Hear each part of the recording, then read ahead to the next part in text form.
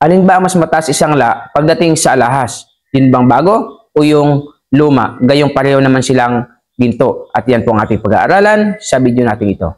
Lamang ang may alam.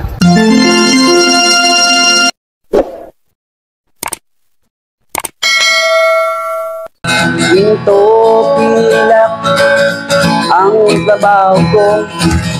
Pag pilates ng ginto, eksperto ko. Magandang panahon po sa inyo mga kaibigan ko. Dito po sa ating channel, More Than Treasures. Kumusta po kayong lahat? Nawain na sa mabuti kayong kalagayan at lagi pong ligtas sa anumang sakit at karamdaman. Sa video po natin ito ay ating pag-aaralan at tatalakayin ang isa pong katanungan ng ating masugid na taga-subaybay. Ang sabi niya, alin daw po ba ang mas mataas kapag isinangla?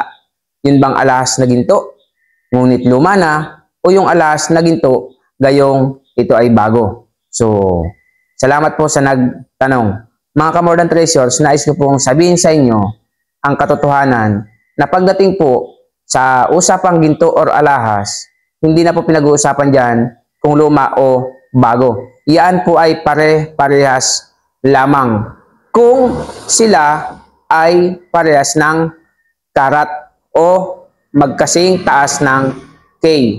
Hindi po naman po pwedeng dadalhin mo po sa pawn shop yung kwintas mo, 18K. Luma na. Pagpalagi natin panahon pa ng hapon at panahon pa ni Magellan, luma na. Ano po, wag pala panahon ni Magellan kasi medyo iba po ang presyo kapag panahon ni Magellan. Pagpalagi natin panahon pa ng hapon, 18K. Okay? Tapos, luma na.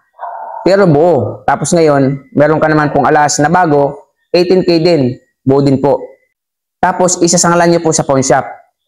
Pagdating po sa sanglaan, mga ka-More Than Treasures, hindi po dyan tinitignan ng tao ng pawn shop kung luma o bago. Ang lagi pong tinitignan nila dyan ay yung kilatis at yung timbang. So kahit na po luma yung isa mong kwintas at bagong-bago pa yung isa mong kwintas, kung pareho po silang 18K, yan po ay magkaparehas lamang ng presyo ng pagsangla.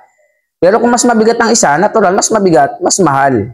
Ano po? Pero kung sasabihin mo, halimbawa, 18K, 20 grams, bago. 18K, 20 grams, luma. Kapag isinangla nyo po yan, pareho lamang po ang presyo niyan.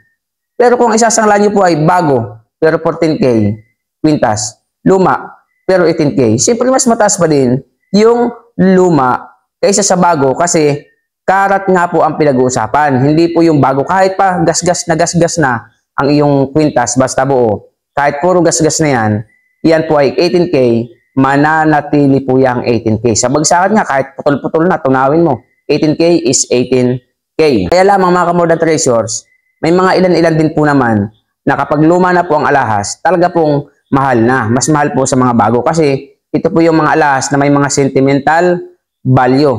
Lalo na po yung mga imported at medyo kakaiba po ang kanyang disenyo kasi ang mga pawn shop, meron din po silang mga qualification. Kapag ka po medyo imported, tapos special po yung pagkakagawa ng mga alahas, medyo tumataas din ng konti lamang. Konti lamang po. Pero kung sasabihin mo pong porke bago, porke luma, eh magkaiba na pong presyo. Hindi po. So nawa mga ka-More Than Treasures, sa video po natin ito ay may natutunan na naman kayo na kapag kayo magsasangla ng alahas, wag luma o bago. Yung mataas na karat ang kunin mo kahit luma para maging mataas po ang halaga ng iyong isasanglang alahas.